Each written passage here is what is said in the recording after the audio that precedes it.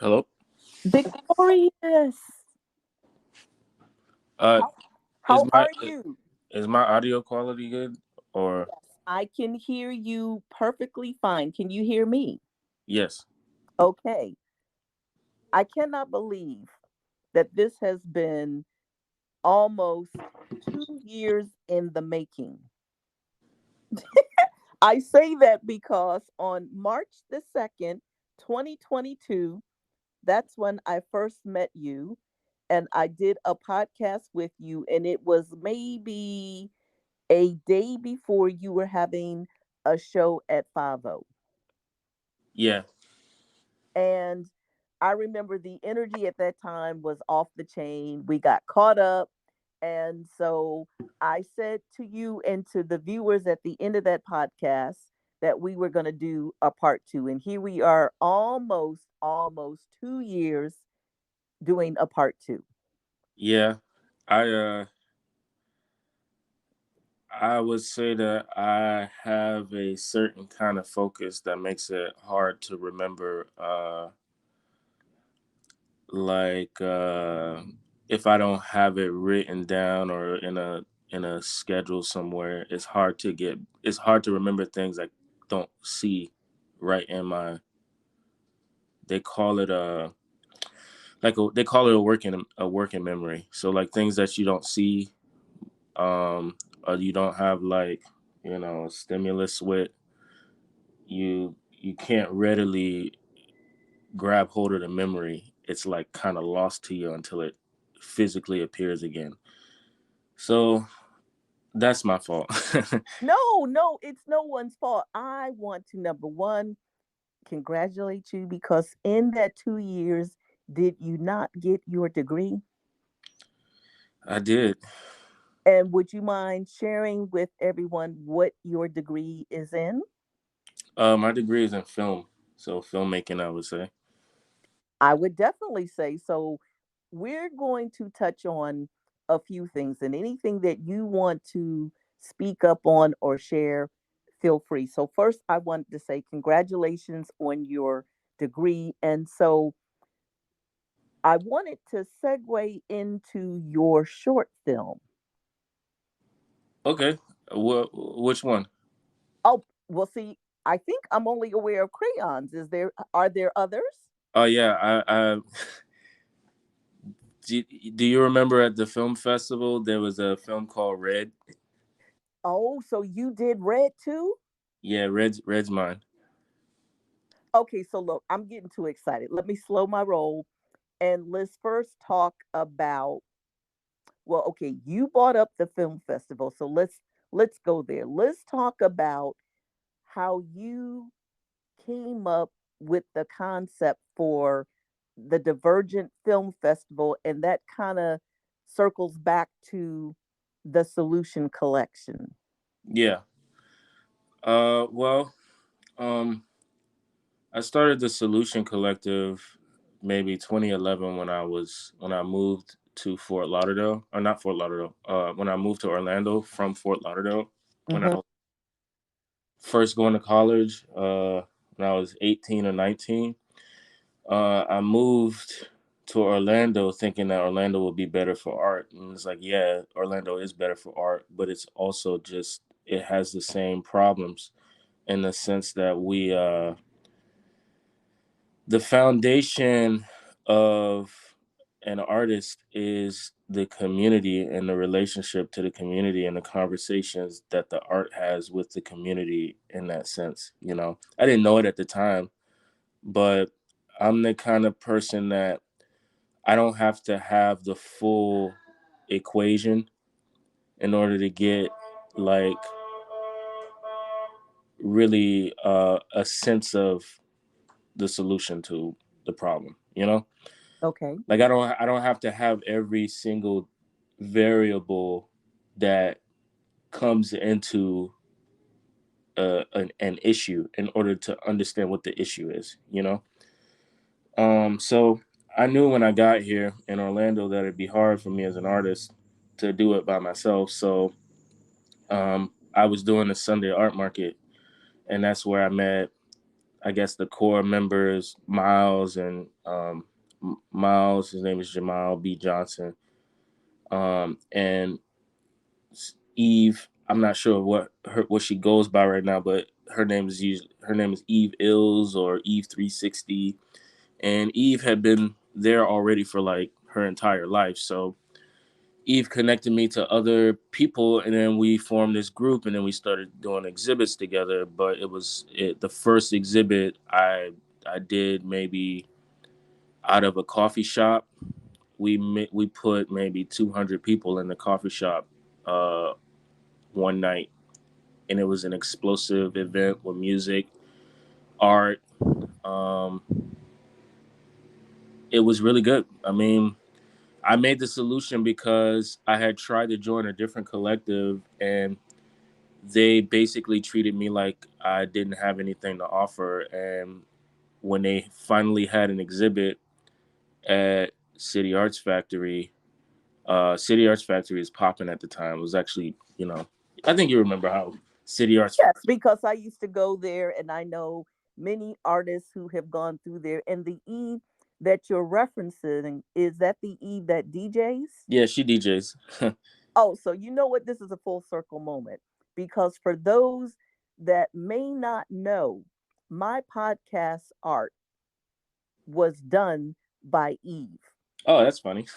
So, Eve, no, I always say there are no coincidences, only synchronicity. So, I don't remember where I first met Eve, but she did have an exhibit which was called Sojourner at Bronze Kingdom, which at Ah, that it time, was a masks. yes, it was mass. And so she asked me and other people if we would be, quote, subjects.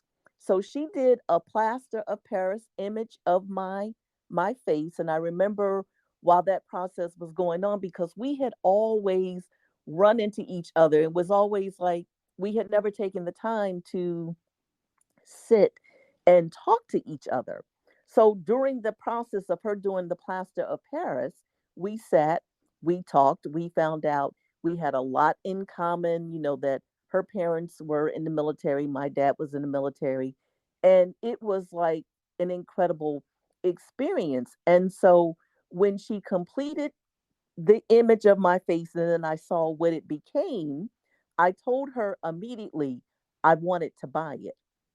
Yeah, However, the mask exhibit was at Fashion Square Mall, and then when Bronze Kingdom moved to I Drive International Drive, it was there for like years and years and years, and then finally, I was able to buy the mask, and the mask is hanging in my house, and that is the image of my past podcast art. And also, the plan was that Eve was going to be the first guest on my podcast, but we couldn't make it happen. So hopefully, because I believe she's going to be part of an exhibit in March, and I'll finally be able to do the podcast episode with her. But it's a small world, and that's yet another degree of connection that you and I have. How cool is that?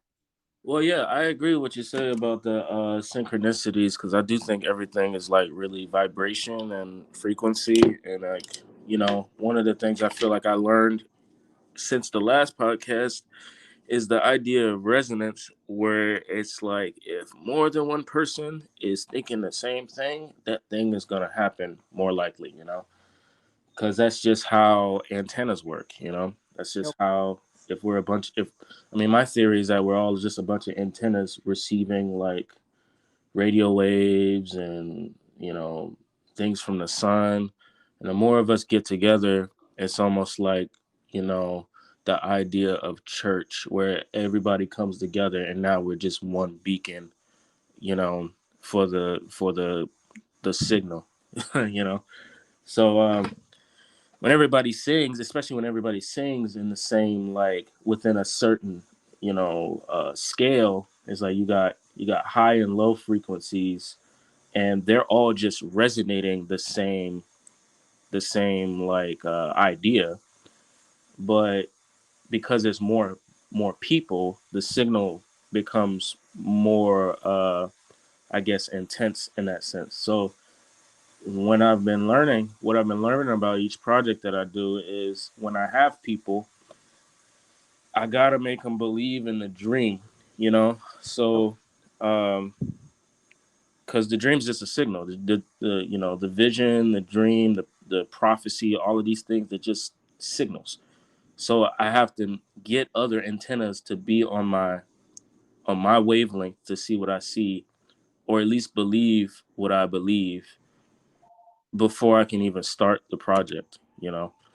So I think about that, you know, in terms of like synchronicity, like Eve and Miles were the first people, almost like lieutenants in my army of, you know, and also I really appreciate that these two people are not afraid of me. So, look, you are an incredible, incredible creative spirit.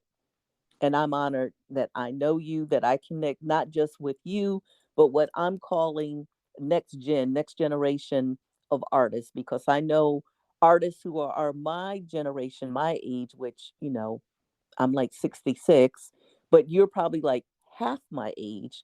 And through you and Eve and other people half my age, you guys are allowing me to view the world, art, synchronicity, all these things, music from a different point of view, which is very important because I think it's important that we be exposed to art, to music.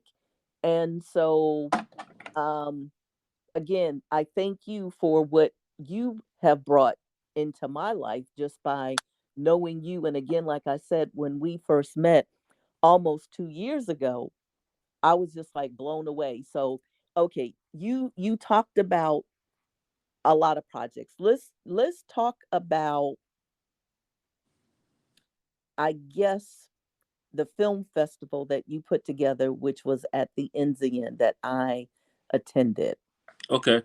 Um, so, um, so this is the way that I feel like I could structure this is like, okay, film, film degree, and then film festival.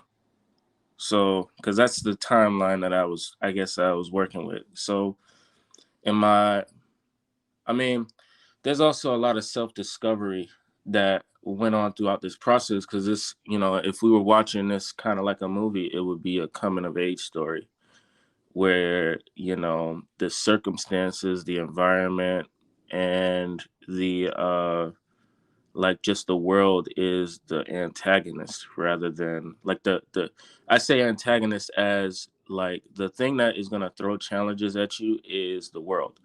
Okay. When you want to, when you're the protagonist and you want to make something happen, the world doesn't like that kind of thing.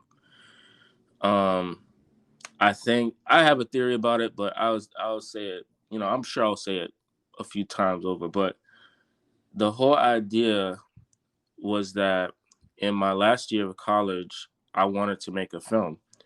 And I had talked to a teacher that really was open and read my script and was like, this script's not like the other kids around here. All the other kids, they just, I mean, not to make the comparison because I don't think that's a good thing.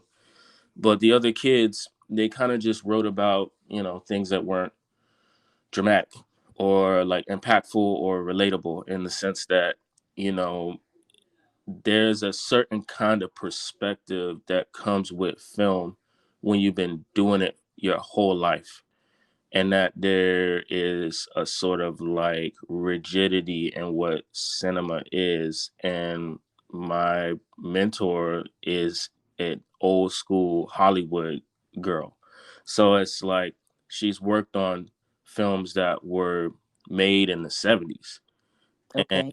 like when there was no digital, when there was no like technology. And in Hollywood, it's like a money making machine. So, you know, what we get is from a mentor is a really tough, brutal, truthful lady who told me my script was the best script she had read. and that she would help me make this film possible. And so in my last year, I did that in a screenwriting course. Um, and that was my independent study, was the film. So I had organized a fundraiser for $5,000 for the film. And then I met the goal uh, by $2,000. So we made $7,000 for the film. And was And that your first film, the one that's crayons? yeah, crayons. Okay. So crayons, I mean, crayons, I had basically worked on the script and reworked with my professor, and it was brutal. I mean, she was chopping a lot of stuff, and it was up to me to let her chop to trust her process, Right. but also trust my own in the sense that she may not know exactly what my audience is looking for, in the sense that she's a white lady, you know, and I'm writing this film with my inner child in mind, trying to tell a story about my inner child. But what I didn't realize was that what I was writing was for the kid that is creative as a child and has that skill and creativity and is starting to use creativity to solve their problems. And that's good for their soul. But then they go to school, and then school keeps them from using the tool that they use to nourish their soul. So the soul gets hurt in that sense. It's like reverse resonance, you know, whereas a kid would do well to meet other kids that are creative and challenge him to think in this way. School is the inverse of church. It's like you can't you you can't resonate with people because there's this there's this wiping of person. There's this, you know, it's like every day is a trauma at school.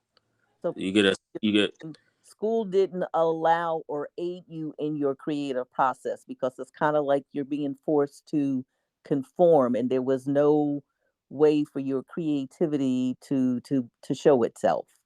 Yeah, in my opinion, if you want to engage kids on a creative level, you will engage their intellectual center, because like that's just how humans are. You know, before we learn how to be, we are a certain way. And most kids, they tend to learn reflexively and creatively differently than most people. Okay.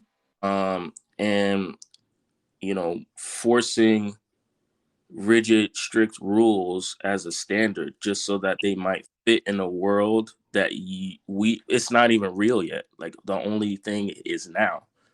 Like the future, the idea that you can take a kid and feed him a bunch of controlled information and say this is the world that you need to be prepared for, it creates an image of that world. You aren't allowing the kid to create his own reality.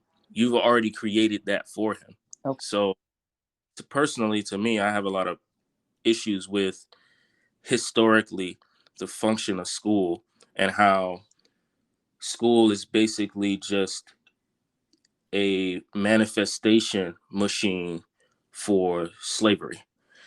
So that is the thing that connects my two films. Whereas Crayons is about this little boy who learns to break that cycle of, you know, soul killing that the school teaches you, Okay. and actually manifest his own value of what a person should be or how he should be. And Red is kind of the direct version of saying, I do not find slavery acceptable under any circumstance, even though it's written in our Constitution. I disagree with the idea that the 13th Amendment should be able to allow slavery under any circumstance. It should be completely eradicated from our,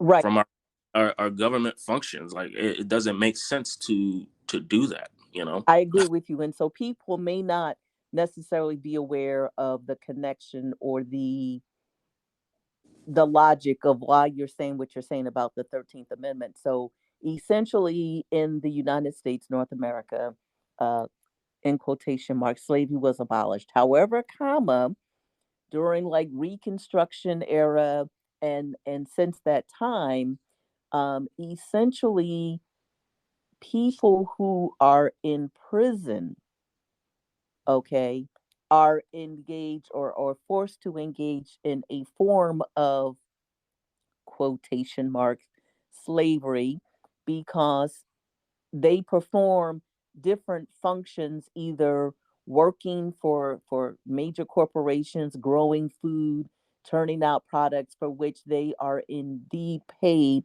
little, if any, money in exchange for their producing or for them producing these products.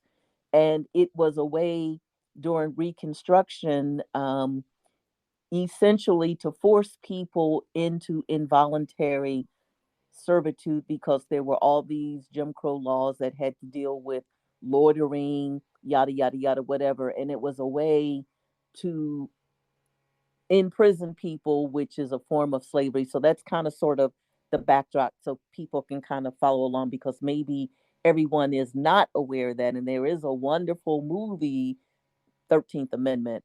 I think Ava DuVernay did it. Yeah.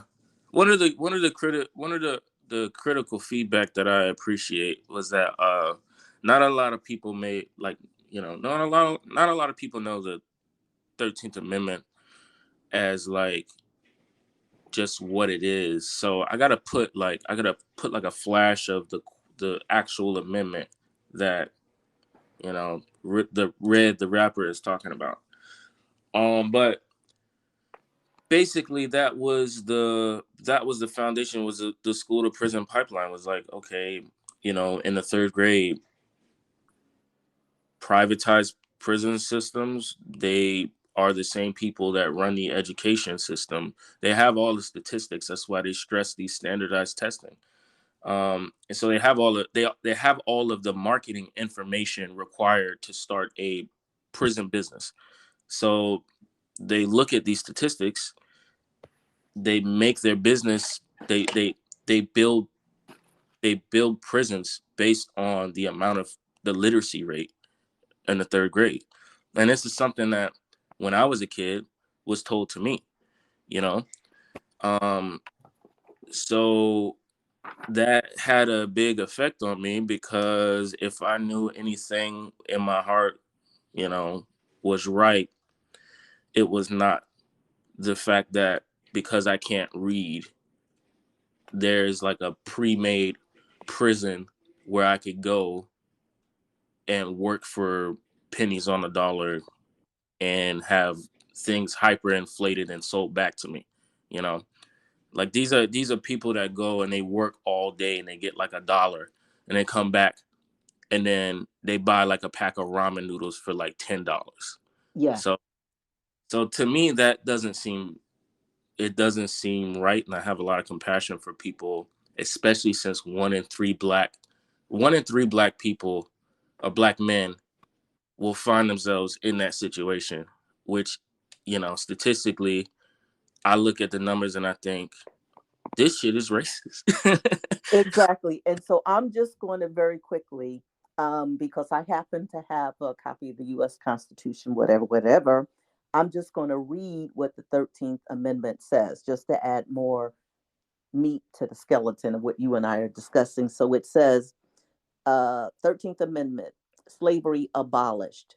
Section 1, neither slavery nor involuntary servitude, except as a punishment for crime whereof the party shall have been duly convicted, shall exist within the United States or any place subject to their jurisdiction. And then section 2, Congress shall have power to enforce this article by appropriate legislation. And this was ratified in December of 18. So you have hit the nail on the head when you say that for a lot of people of color, um, the school to prison pipeline, especially for young men of color, okay, that's been something that probably for the past 3 decades or more, yes, definitely, um, probably since, quote, slavery was abolished, has always been a part of our story. And then the privatization, when they decided that prisons were going to be run by private companies, entities, that also added to the scope of the problem, because it's like the more people you in prison, the more money these private companies would benefit from. Yep, exactly. I mean, it's and nobody's doing anything about it. I think that it's because America's divided, but I also think that there's no real media involving, the reality as far as like representation is. This is what's important about representing everybody, every person in the media rather than just, I mean, not to say that white people don't have this fear or this perspective, but certain things I believe, you know, that each individual human projects their reality onto the physical world, and that the physical world is bound by these spiritual like beliefs that we have. And so it's almost magical realist in that sense, or spiritual realist, or animist realist, or reservation realist in the sense of literature, where because you are in a certain environment and you have a certain cultural idea about that environment, the rules are different than, say, if I were a white guy in a big city. Okay. If I, Yes. as opposed to me being a Native American or indigenous person on a reservation, my my magic is different. My spiritual world is different, which means my environment is also different. So things are made to be, children are forced to dictate their reality based on these rules in school, you Okay. know. And so a lot of people are in prison because of school. I just see the connection. No, Not that I think education I think itself you're right. There is is a problem. indeed. I mean, that's a phrase, school to prison pipeline. I mean, that's a thing in the United States for a lot of people in other parts of the world. We have more people incarcerated than any place else in the world, and so for people who either study criminal law or have a criminal justice background, or who are attorneys, you know there are different ideologies behind punishment, why you punish, the theories of punishment, you know, yada yada yada, whatever. Yeah, my only reason of saying that was that was just the period of life that I was in. I was in school and I didn't, like, I was about to end. It was almost like I was about to be free, so I didn't understand. It was like I was, not to make a comparison that might be insensitive, but these are historically my ancestors. But it felt like Lincoln had just freed the slaves, and I didn't know really what that meant. Like, what does that mean? I've been on this plantation my entire life, um, because that's just how I was always raised to be an academic. So when it came to the idea of me leaving school and being a part of the real world, I didn't know really what that was supposed to look like, but I felt like I was supposed to already have that memory or have that understanding about the world. And I was 28, 27 or 28, I think, or however old I was when I was graduated. Because I know I quit for this. I dropped out of school just for the same reason when I was in my early 20s, but Hmm. then not finishing it started to bother me because at the heart of it all, my name's Victorious and I can't stand to lose. So like when I leave something un- That when is I leave just something unfinished, it really bothers me. wow. And so, would you say that Crayons is a little bit autobiographical? I mean, the boy is me, just like the boy is me in the sense that I wrote his personality with a certain kind of understanding that I was trying to represent people like me with my personality as a child. Um, Although that wasn't exactly my personality as a child, I think I was always an overachiever as a kid. Well, I think for a lot of people of color, that's part of our DNA is that, we've been socialized to think that we have to be 10 times better to achieve the same as someone not of color. So I think that's a part of our DNA that we always strive to be mo better, do better, be the best. It's Yeah, just who we are. I want and with my name, it's hard to escape that and just exactly. So be a person. growing up, did you find that your name was a hindrance or I mean, people bullied me for my name, but I also bullied other people, so I can't say that it was something that I didn't need because um I mean, when you're a kid and you grow up in the hood and you excel the way that I always excelled, um, you know, having the name makes you a target because people assume that you think that you're better than everybody. exactly, exactly.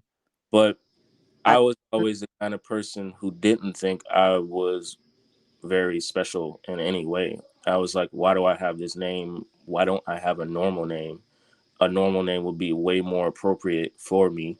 mm, But maybe not because apparently your parents had other ideas and so, your ancestors, those who live on through you and your DNA, um, I think your parents maybe wanted to communicate to you, and I know that there's such a thing as ancestral trauma.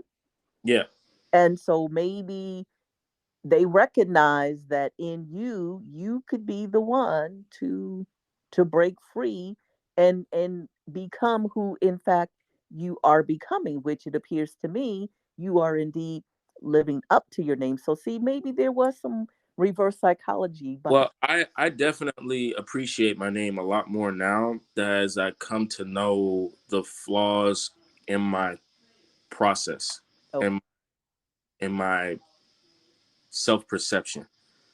Whereas I was always really an overachiever, and I had to make the film in order to really understand this about myself. Um, I always used to overachieve, and every time I won, I got a reward, but it wasn't enough. And I did that until I realized that nothing could satisfy me ever, ever in my life the way that being unbothered would.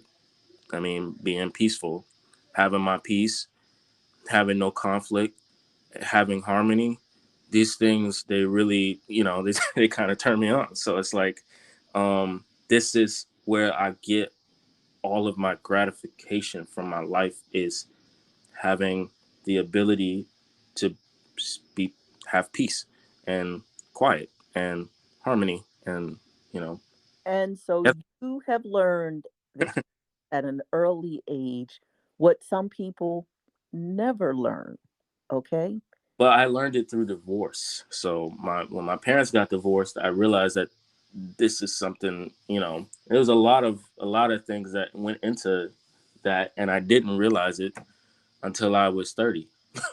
And that's okay. So the point is your life, things that occurred in your life, things that occurred in my life, things that occur in everyone's life. You essentially get to choose one, whether you're going to learn and grow from those lessons, or two, whether you're not. And so you are so much further along in the development of self than a lot of people, even my age and older, who have never taken the time or don't understand about life, the journey of life, what it's meant to teach us. If you stand still sometimes, if you have an open heart, open mind, if you're just open to receiving new information, or being in a space and place where hopefully every day you're learning something new. So many people are stuck, stagnate. I call it suffering from mushroom complex, because you literally are in the dark. You stay in the dark. You're not trying to learn, have any light reach you. So you just are in this endless cycle of, you're not developing, you're not growing, you're just barely subsiding or subsisting. You know what I'm saying? Yeah. Yeah, I mean, that's how it is. If I, I mean, the whole thing was that I thought that I was a certain way. I had a certain different self perception of myself when I was making the film, because I thought that I was something else. I did not understand that this was my priority, was togetherness and harmony and peace, and that conflict really actually bothers me. Um, when I have an issue with someone, or if I have a conflict with someone, I get so afraid that it's gonna destroy the connection between us if I just even go and talk to them about it. So I didn't realize that this is why I brought conflicts to people with such power. And, um, because I have a you know, what I would describe as a formidable will. So if I'm activated in a certain way, I cannot be stopped. It's annoying. I can't even stop. Annoying. I think what I want people to take away, well, I want them to take a lot of things away from the discussion that you and I are having. But one of the things I want people to take away is that conflict and conflict resolution are skills. It's Yeah, an art form, and it needs to be taught to people at a young age, because most people don't know how to deal with conflict, and that is one reason, I think, or one way it gets manifested, is through anger, engaging in actions which lead to that quote school to prison pipeline, because people are not taught how to deal with conflict, and it doesn't always have to be that violence is the way. So no, you are indeed, through your art form, through your film, providing valuable life lessons, in my humble opinion. I well, I appreciate that, in the sense that you know, even as smart as I was as a child, I I was only as smart as what I was, as what I was able to observe, and the people around me, they just did not handle conflict in the way they handle conflict in a way that allowed me to understand that if I got into a conflict with certain people, with anyone, that this might be the end of our relationship. And that is a scary thing, because I love people and I want to hold on to people. If anything, I would stop everything right now. If I had the power to, I would stop everything right now if I was dipping into like the most unhealthy versions of myself that exist. I would stop everything right now and keep everything exactly the same, and try to keep everybody around me in my life, and not have these conflicts with people, because I know that potentially every conflict I might have would could destroy our relationship, but it's also, that is the lie, because you need the conflicts in order to have the kind of peace that I'm looking for. So I have to have the conversations where, hey, you kind of stepped over my boundary. Could you back up a little bit? And that has to be a rule where now that conflict doesn't kill our relationship because you respect me enough to respect the boundary that I set. Again, what you are saying, Victorious, these lessons, the things that you were saying, are things that people sometimes never, ever understand, get a grasp of. There is a poem, and the name of the poem is People Come in Your Life for a Reason, a Season, or a Lifetime. Yeah, And so once you understand or grasp that sometimes you meet people and they're only there for the short term, okay? But there are those people that are going to be like your ride or die forever. And yeah, hopefully all these people come into your life to teach you something, either about yourself, okay, that you have to learn, which that can be a frightening thing, because yes, people that we meet that come into our lives, they come into our lives, you love them, you want them to be there forever, but you and I both know that sometimes the energy of people can be toxic.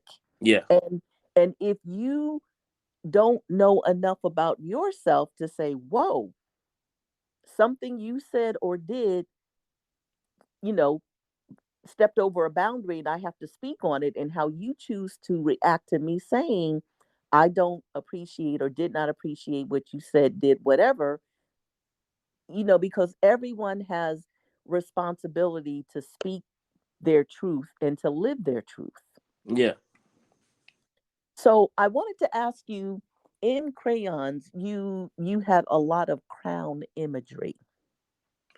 Oh yeah. Oh well. So the kid manifested crown almost in the same, like, since I like the idea in, like, just African diaspora, the idea of, like, adornments, like you are gonna elevate yourself by putting something on top of the head, because it almost like it almost speaks to the power and the leadership of the mind and the crown of the head. So uh, I really always like that. I also like this idea of from from either Plato or Aristotle, um, the idea of the philosopher king, where um, basically they're describing a leader that is so selfless and so wise that they are the ideal leader for a nation. Like, they care so much about everyone that they would never make an immoral decision against any of them. Kind of like a shepherd, you know? Um, and to me, that has always been something I felt was like, if we ever needed a leader to guide us into the light, it would be a philosopher king, a guy who concerns himself about, you know, the moral implications of his actions, and not just, short or long term goals of achieving and things like that. So the crown is basically a representation of that kind of, I guess, leader. You can't deny a guy in the crown. It's like you can't deny him at all. Kings are chosen. They're not. They're not. If a king comes and takes a crown from another king, then they're like an adjunct team. They, like, no, like, half of the population doesn't even respect them. But if everybody comes together and says, "Wow, that guy, he's super wise, and he doesn't care too much about material things. His head is in the right direction as far as making good decisions." in order to make these kinds of decisions, you have to be selfless as far as leading. And when I look at the 13th Amendment, and if I were a leader, I would remove this simply because I could not bear to see any of my citizens as a slave. I could not think of, I couldn't even, my manifestation don't work like that. It would have to work in the way of love, not in the way of this, uh, this fear, this negative. So that's that. What I was trying to do with the crown imagery is to elevate the image and the representation of the Black creative child. I'm bringing out, because to me, the Black creative child as an image has been like kind of, you know, corrupted by media to me. I mean, media, education, being in Florida, the creative child historically gets like attacked, shamed. So So can I ask you, did you grow up most of your life in Florida? I grew up most of my life in Florida. I lived in, I would say I moved around a lot. So I never really had too much I had stability at one point, but I moved around a lot. So I moved from Florida to every state on the east coast of the United States. I mean, underneath New York. So I lived in each place for maybe a month or so, and went to school there, and then got pulled out of school. It's like don't make sense, but I guess that's what we're doing. But yeah, I feel like that you know that might have had a hand in it because I got to see other forms of education and Absolutely. other people thrive in different areas. So I always, even as a kid, I was never stuck there. You know, I always was aware of the different parts of the world where things were happening.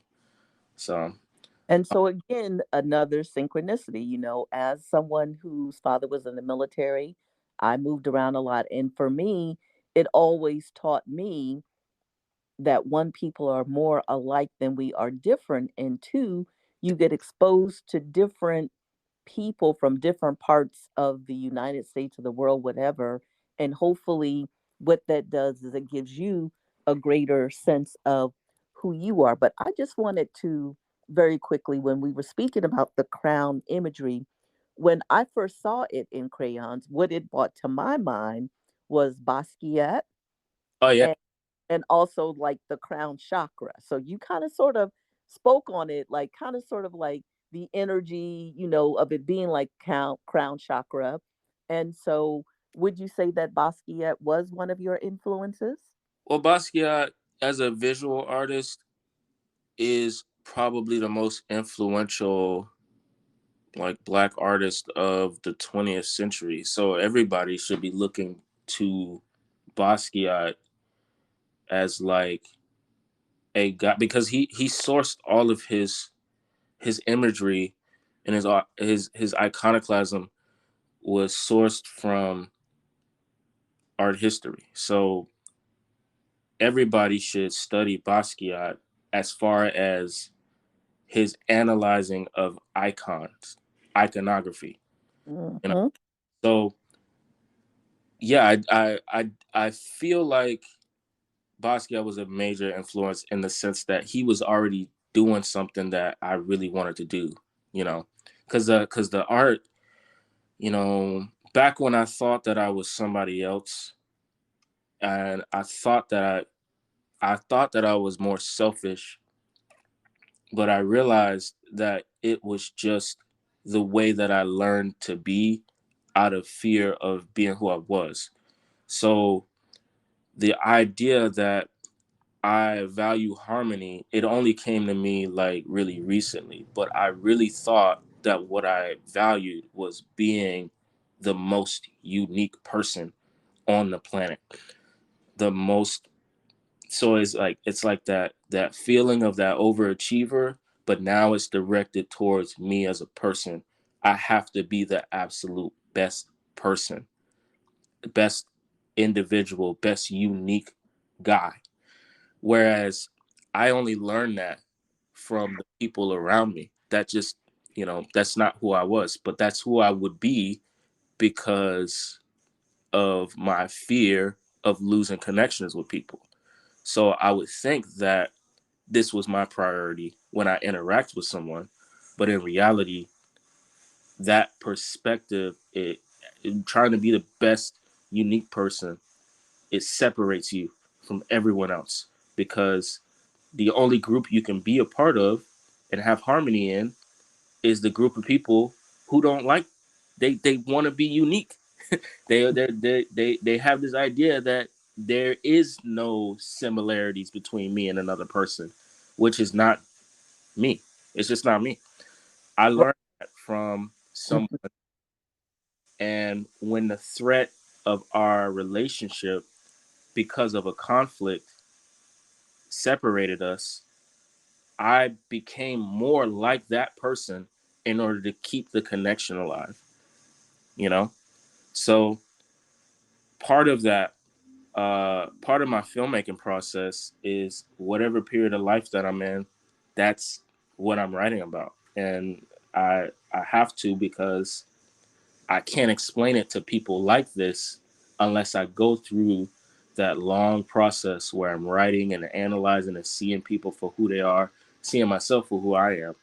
So Crayons was a little bit of, I didn't know I was writing the person that I actually am. I thought I was writing the person that I thought I was at that time. But in reality, I wrote who I actually am, just a kid Wow. make art. And I didn't realize that until I shot everything. I was like, wow, this kid doesn't like to do anything but draw. And with crayons at that, which is why it's called crayon. So I can see we're going to have the same problem that we had when I first met you, when we knew we could talk for hours, but I'm limited to what?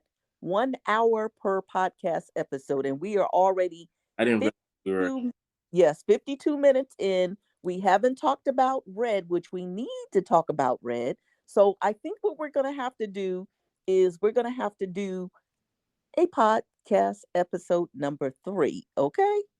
Yeah, I mean, I can do tomorrow. What's today?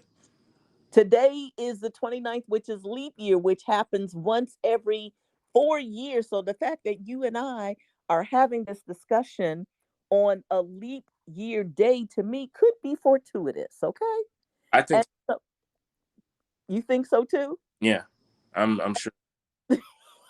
See, look, I'm so excited. We're like talking over each other.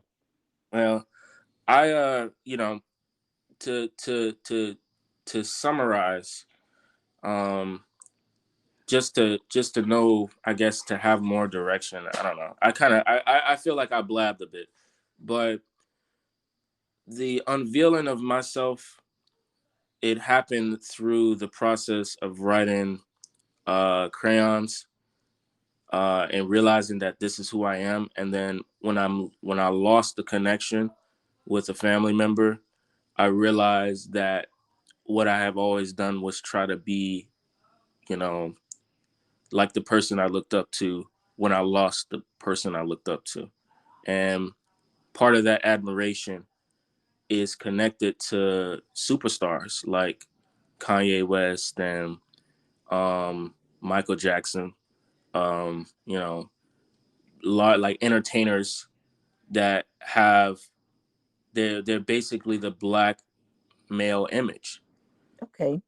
I always grew up with my oldest brother as my favorite artist. And when the threat of our relationship, because we were fundamentally different people, I started to become more like him in order to keep him around for me. Um, so that was, that is red. That's what red is. Um, Ah, okay. And so that's a good segue for red when we do the next episode because red was like off the chain. And red has a lot of, in my humble opinion, is very apropos, applicable to where we find ourselves today politically. Yeah, it's definitely apolitical.